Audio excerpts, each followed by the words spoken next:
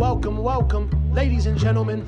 Let's get started. Straight from New York, yo, this handsome man, You are now tuned in to Aljo the Funk Master. Watch your grill, you'll get knocked out cold fast. And talking shit, now we talking facts. Whether mount or off the back, you in trouble, came to burst your bubble. I don't shelter punches, they find home on your mind about the double. This the weekly scraps. You don't need a map, GPS, I'm right here to lead it that. The world doesn't know it needs, but I grow the seeds, planting fuck a name and the fame. Only legacy remains. Remember the name, Aljamain Sterling.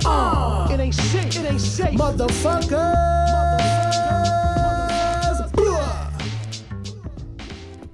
What's up, guys? Welcome back to the weekly scraps, and we are getting ready to head back to beautiful New York. Today's Monday, and we're gonna head back to Long Island for a couple of weeks, waiting to get some follow-up exams done with my neck and my wrists. Try to get these bad boys in order and see what the next steps are going to be for these going forward for my future, for just injuries, and just trying to get my body back to 100%, as close to 100% as it can possibly be. It's really painful to sleep at night. I got a new pillow that my manager got for me, thinking that was going to be the savior of everything, and it didn't work. Comfortable pillow though, but it didn't work. I still got the pinched nerves and everything. Herniated disc, bulging disc. There's nothing I could do other than just take a lot of time off and just completely rehab the hell out of it.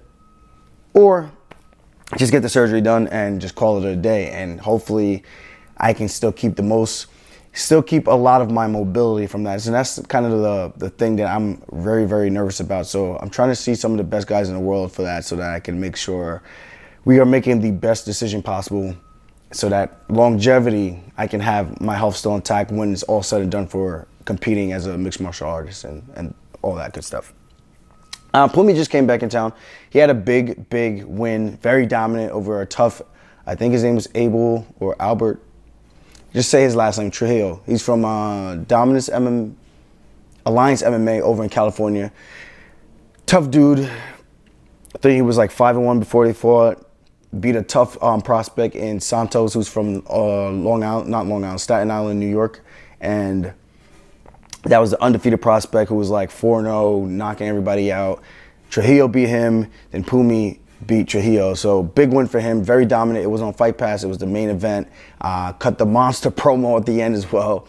So style, could fight, could cut promos. What else do you need? You know, so he's 3-0 now, and hopefully the next one could be on the contenders. And let's get this guy to the big show, because this is just child's play for him. The guy literally didn't get touched in 4 rounds.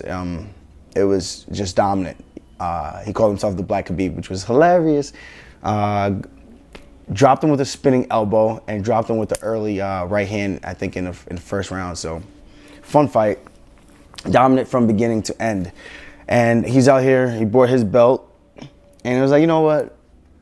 Let's just get the trolling going. Let's embrace the role. If this is where the box that I'm gonna be putting the actor for an illegal knee that wasn't anything acting about it, I got crushed. You see all these other videos with these guys who get grazed, the arm is blocking it, and they're taking time. And then people are saying, I'm acting. I got freaking unloaded. It was like a fully loaded clip that just got emptied into my head, and I'm the one that's acting. There was another one with the Russian guy, and I'm a fan of his, Aleksei Olenek. Someone sent me that video. I thought it was hilarious. He got hit with a foot from Curtis Blades, and it looked like the toe might have scraped his head. Took time because it was an illegal strike. Okay, that's fair. Take time, recover. They stopped the fight after like 20 seconds. He went over to the corner, had his arms over the thing, maybe like 30 seconds, and they were talking to him for a little bit, and then they stopped the fight. And I'm like, this is Russia. This is your guy? You guys just attacked me. All of you guys attacked me. Well, the majority of you guys attacked me. I had some Russian fans who actually reached out with that old email and sent me some nice things saying that there's embarrassed for their patriots and whatnot. So that was pretty cool. And it just shows not everyone's the same, you know, so you can't just take one brush and paint it for everybody. What's up with me? Other than that, we had some good fights.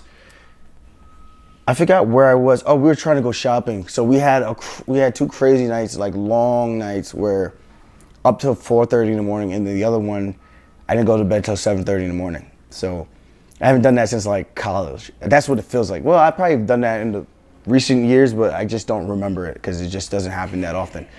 But it was two very long nights, to say the least. But we had a good time. Becca came out. We had a great time. And we did our thing. Had a couple drinks. The food, bomb. But yeah, we had a great time. Just trying to enjoy life while I can. I did 2 long training camps back to back.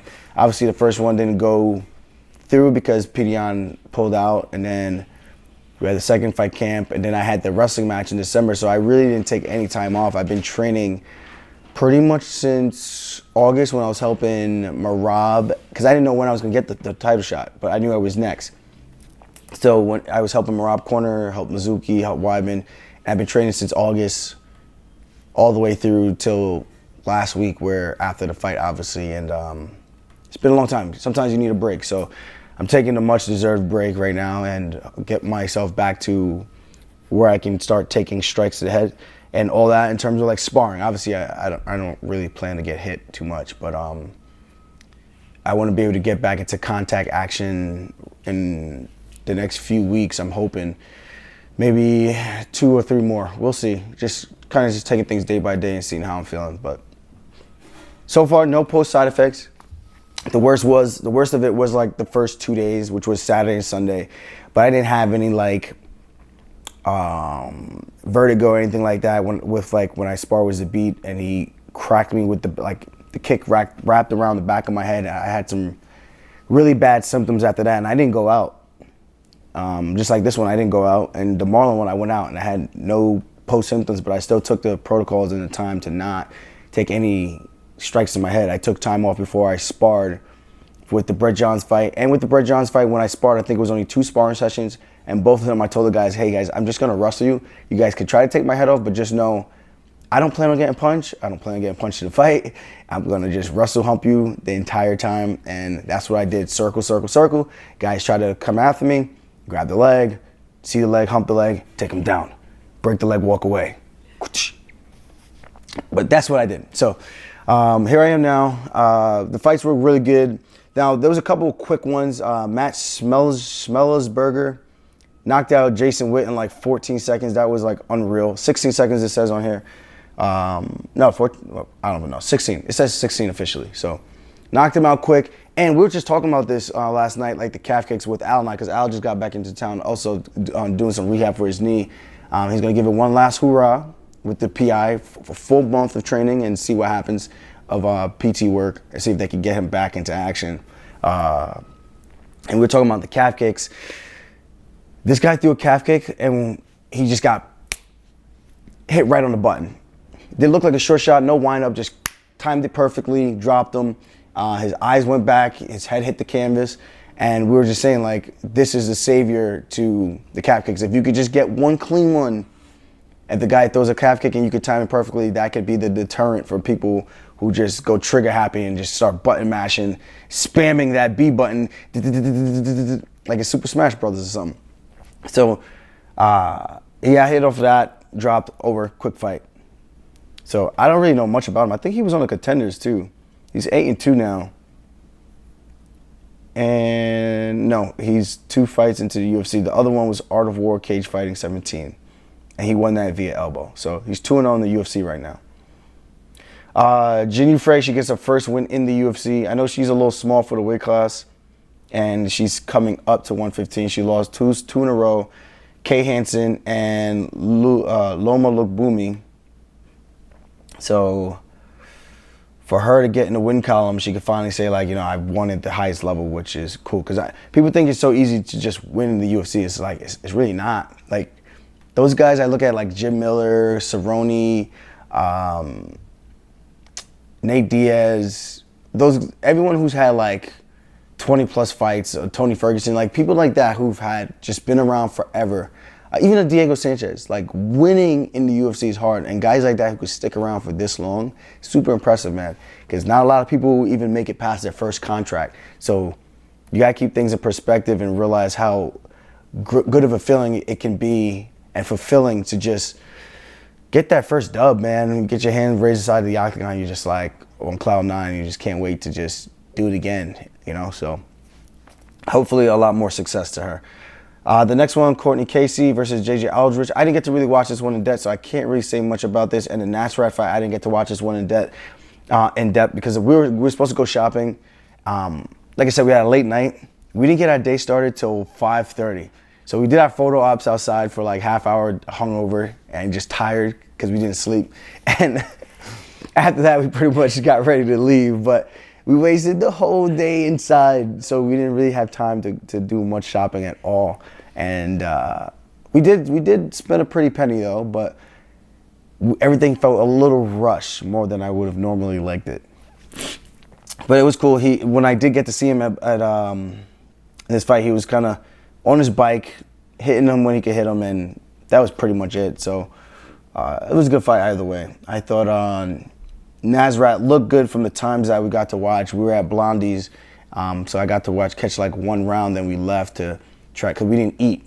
So then we tried to, it was a vicious cycle yesterday.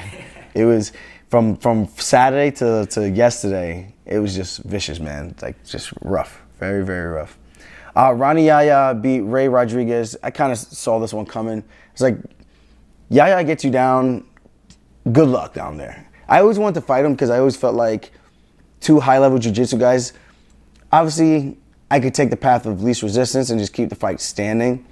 But I would engage with him on the ground just to see how good he really is, because I feel like I'm really good on the ground. And it would just be a fun battle of a chess match to see like who is really the better guy down there. I hear he's like a wet blanket when he takes you down, that cross-side pressure, his shoulder pressure. But I do see a lot of the guys when he's fighting, they aren't doing the right things, like Matt Serra would say, with getting the underhook, getting on your side, staying honest with your frame inside and framing the head so that the guy tries to pass or put shoulder pressure. It's almost a moot point because you can't get that shoulder to head connection because you have your frame inside of their arm. And it just makes things a little bit tough. But when he got him down, control him, dominate the whole first round. In the second round, got him down again, more of the same with the first. Pressure against the cage.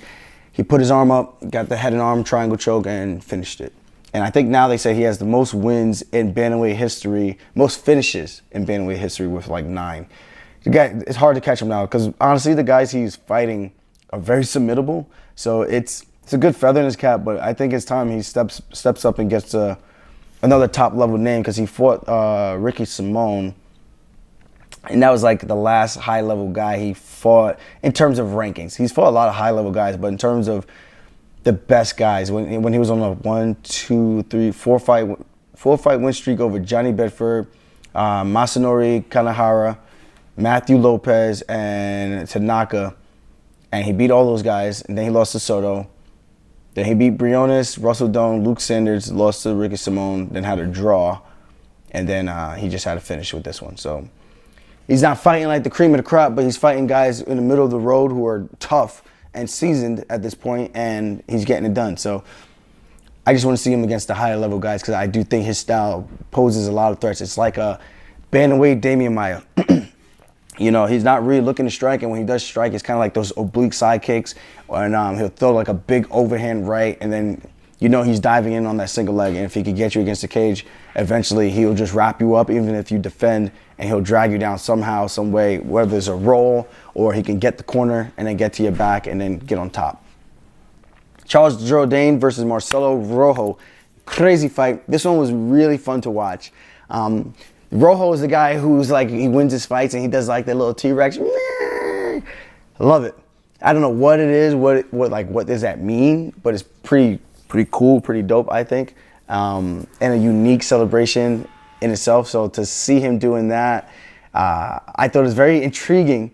And to see who he's fighting, I was like, this is going to be a fun fight because Charles Jourdain can bang. He throws down. And he's got solid jiu-jitsu as well. So this fight back and forth, both southpaws, but both switching stances a lot. A couple of times Rojo, one of the techniques that I really loved that he did, he framed, he threw like a jab, then I think he threw a jab and then he framed with the left hand. And then he stepped through with a spinning back elbow, and he pretty much like missed, but like hit the cage, kind of gave like Jourdain like a haircut, or just kind of like came just shy. I was like, dude, that could have been a one shot like kill, you know. So fun fight, back and forth. Charles Jourdain poured it on in the third round, and Rojo, for his UFC debut, the guy looks so freaking good. These guys are getting so good on the regional circuit, like. They're coming into the UFC ready. It's not like I'm coming into the UFC because I'm a prospect and I got a lot of hype. I'm going to get some fights where I can probably develop my skills a little bit more. No, these guys are ready in terms of every facet of the game. They're good grapplers, competent grapplers. They're competent with jiu-jitsu defense. They're good with the stand-up. They're good defensively sound strikers. These guys are just good. So I'm excited to see what he can do next. And of course, I'm excited for Charles Jourdain because yeah, the guy was making his debut, but you would never have guessed that guy was making his UFC debut just based on how good he looked. And Charles Jourdain had to show up because that guy was getting pushed back for a good amount of the fight, but eventually he found a home for his strikes, put him down, and followed up, and eventually the ref said it was like, yeah, this is too much, a little too much now. I feel bad about this one, Angela Hill versus Ashley Yoder. I didn't get to see it because we had guests over. We were rewatching the fights. So we were out, but then we were rewatching the fights. We had guests that live here in Vegas. I haven't seen them in a while. So I was hanging out. The fights were on, but it was more like background sound. So I got to catch like glimpses of it. She looked good. The one thing I do remember her doing was like the barrage of crazy knees that she landed, then she fell, like tripped up. That cage, I'm telling you guys, people might think this is like an excuse, but honest to God, look how many fighters who never fall, never slip, never slide are sliding all over the canvas these past few weeks. Whatever they're spraying on the cage, I don't know what it is, but they're spraying something in between rounds that's keeping the slickness on the canvas. The canvas is like a cloth. So it's like if you wrestle, you get a rug burn. Like this will rip and burn off all your skin like this couch. This is not a leather couch. This is cloth. So this is how it feels. So normally to troubleshoot that, we pour water on the cage or we put water in our mouth, we drink some, we spit some on the floor. We rub our feet in it, get our feet wet so that we can get planted, have a little bit more friction. So when we step, we can stick to the ground. Because when we train, the cages that we use, the canvas type, is completely different from that of the UFC octagon. It's usually like a polyester or like a zebra or a Resilite mat or Dolomar mat. It's like that type of material. So you get a lot more of a false sense of security when it comes to your footwork and your ringmanship and how much pressure you could get when you step on the ground and you push off the ground because you can drive in a little bit more because you're planted. With this, you're sliding. So you're never actually getting your feet underneath you to generate good enough power. And almost like the Ige fight with Gavin Tucker, it almost looked like he pushed off and he stepped a lot further than he wanted to and just got cleaned. But we're getting to that. So you see some of these guys, they're throwing kicks, they're slipping, they're sliding. You would think that the UFC would realize, like, why is everyone falling, and maybe they could do something about it, because there have been a lot of people who've complained about it, and it's just, I guess because it's COVID, they got to spray everything down. It's like, well, what are we supposed to do? Well, you're getting these fights where the guys are kind of looking like they're looking sloppy, but they're not. It's just the harsh reality of what we're dealing with right now. The one in the Abu Dhabi, there was never any problems with that. I didn't hear anyone talking about it, no whispers, no rumblings or any of that stuff. But this one's fascinating. You see all these people falling. Manuel Cape versus Nicholas Mathias, whatever. Same thing. I thought Cape should have won that though, but split decision. I thought the decision should have gone the other way for the second and third round for Cape, who just seemed to keep getting stronger as the fight was going on. But going back to Angela Hill fight, I saw when she fell, I saw the barrage of knees. She looked good from what I was able to see, so I got to go back and actually watch that fight and sit down and break it down for her, obviously for her next one, because she's super talented and she's going to be around for a while. And now, controversial knee, Eryk Anders versus Darren Stewart. Now, crazy thing is, Eryk Anders did this twice. He threw the first knee and missed, and I think he kind of like just hit the arm of Stewart, but it looked like he was aiming for the head. Now, we like Eryk Anders a lot. Rebecca and I. Rebecca still talks to his, I believe his wife. We sent the video to them while we were at Blondie's, just saying good luck and whatnot. And yeah, so The first one he threw, it looked like it was going towards the head, but I think it hit the arm or whatever. And then this one he threw kind of had him hurt in the same position. This is all in the first round.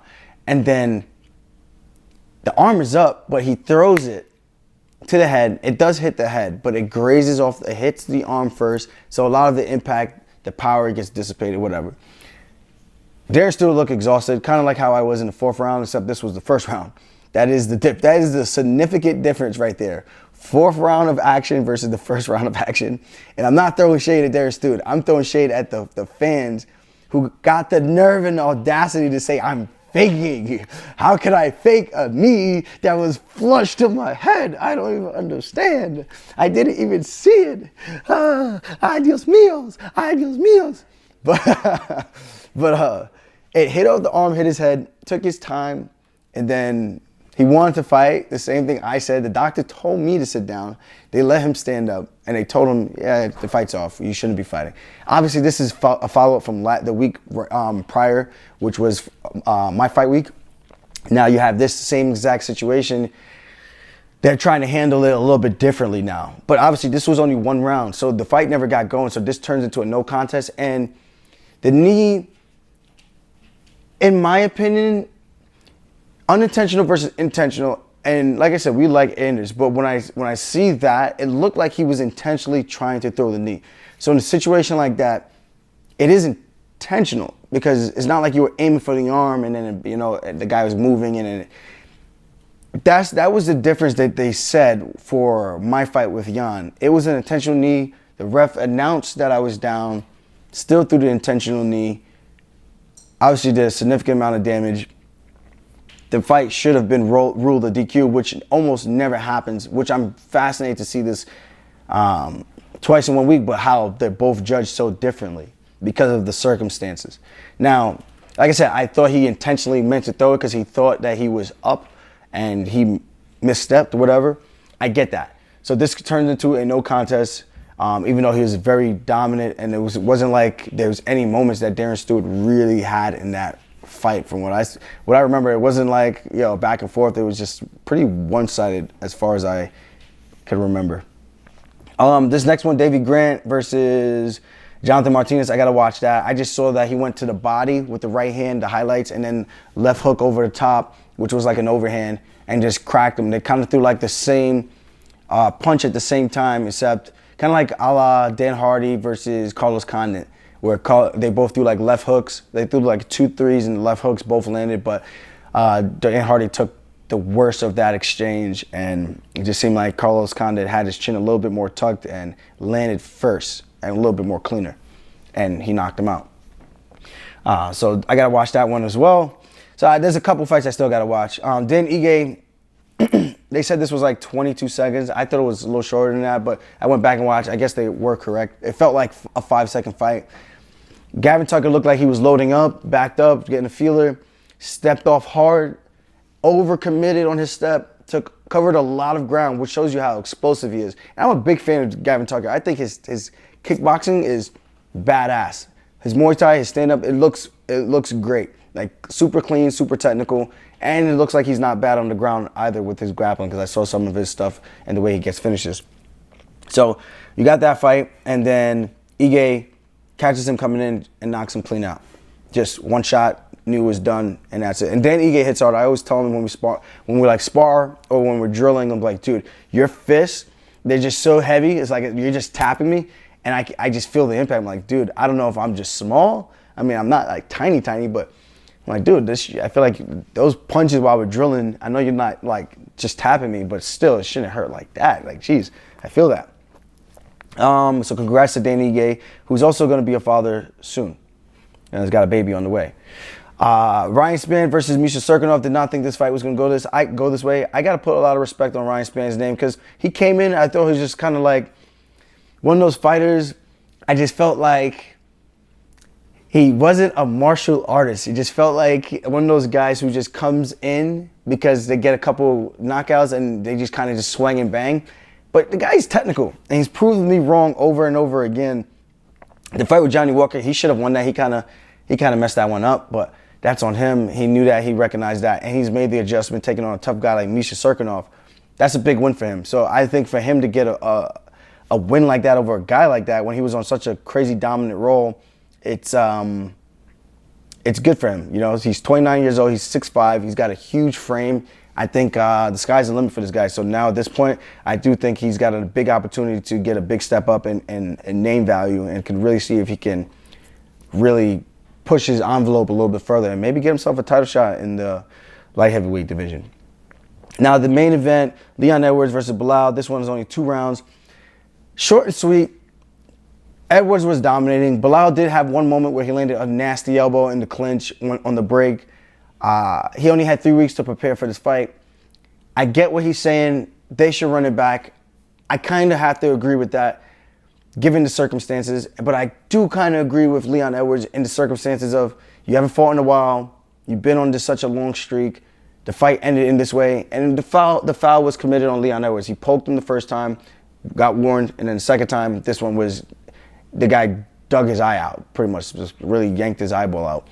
His walkout song was fire, though. That's very random, but walkout song was fire. And I was just really shocked and disappointed how this fight ended because it was getting so good. Like, Leon landed a nasty head kick, landing a nasty 1-2 combination. He had some highlight moments in there, just looked very composed. One thing I will say is, like, when he had him hurt, he kept going for takedowns, which I didn't really understand, which he's done that in previous fights. So I always said, like, that's always been, like, his thing for whatever reason. But unfortunately, the fight ended the way it did. Both guys have valid points. I'm not sure what the UFC is going to do. You can make the argument, which I saw, which would be interesting, him versus Colby Covington. I do think if they don't run it back, Balau should take time, let his eye heal, obviously. Give him a full training camp, and you got to give him someone in that top 10. I think he should be rewarded with at least someone to make that worth it to some degree. And maybe if he wins that one, they can run it back in the future or something like that. And eventually this Edwards versus Masvidal fight needs to happen because that 3 pieces of soda ain't never going away. And someone has to make it right by having a fair fist fight and figure it out like that, because obviously it was, he ran up on him, bing, bing, bing. But I would like to see who would actually win that fight when both guys are training for each other and see what happens in the octagon. But other than that, I got to get going. We have a flight to catch in a couple hours. So hopefully I can get the audio version of this up and have that up and done with. And then the video, I'm going to have to do that maybe on the plane or something. And hopefully I can get it uploaded while at the airport. That would be sick, but probably not going to happen because we got to leave soon. And I got to get some food. So thank you guys. As always, if you like my shit, subscribe to my shit or spin it back, please, baby. I'll see you guys later. Stay safe. And don't forget the champs are in town, Pumi and the Funk. And remember, some say he's an actor. Some say he's a champ. So I don't know. Whatever you want to roll, just troll on. Just keep on trolling, baby. Keep on trolling. Keep on trolling. Peace.